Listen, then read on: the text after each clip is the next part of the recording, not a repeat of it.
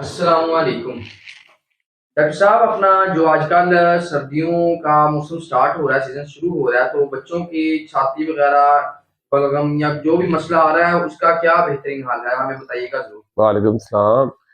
اچھا، چھوٹے بچوں کی جو ناک بند ہوتی ہے تو پھر مختلف آوازیں آتی ہے، کڑکڑاہٹ کی آواز آتی ہے،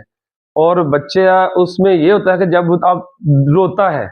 جب ناک سانس نہیں آتی تو بچہ روتا ہے، جب آپ دودھ پلاتے ہیں تو مائیں اکثر شکایت کرتی ہیں کہ بچہ دودھ نہیں پی رہا بلکہ رو رہا ہے، رات کو سوتے سوتے بچہ اٹھ کے رونا شروع کر دیتا ہے۔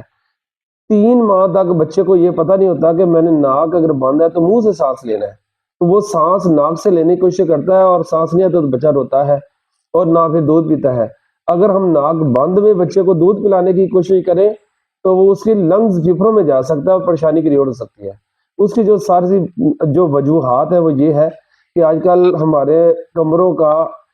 موسم یا انوائرمنٹ جو ہے نا وہ ٹھیک نہیں ہوتی، کوئی بہت زیادہ خشک ہے، بہت زیادہ ٹھنڈا ہو گیا یا بہت زیادہ ہم گرم کر لیتے ہیں، یہ ساری چیزیں اس کے لیے پریشانی کا سبب بنتی ہے۔ اگر ہم بچے کے لیے کوئی ایسے مس ہو جائے تو ناک کے اندر میوکس جمع ہوتا ہے، ناک بند ہوتا ہے اور بچے کو پتہ نہیں کہ ہم نے ناک سے وہ نکالنا کیسے ہے، تو اس کا سب سے جو آسان اپائے یا علاج یا حل ہے وہ نارمل سلائن کے ڈراپ آتے ہیں۔ تو آپ ایک ناک بند کریں، اس کے اندر 2 ڈراپ ڈال دیں، پھر 1-2 منٹ کا وقفہ دیں اور دوسری ناک میں 2 ڈراپ ڈال دیں، اس کے بچے کی ناک کھل جائے گی۔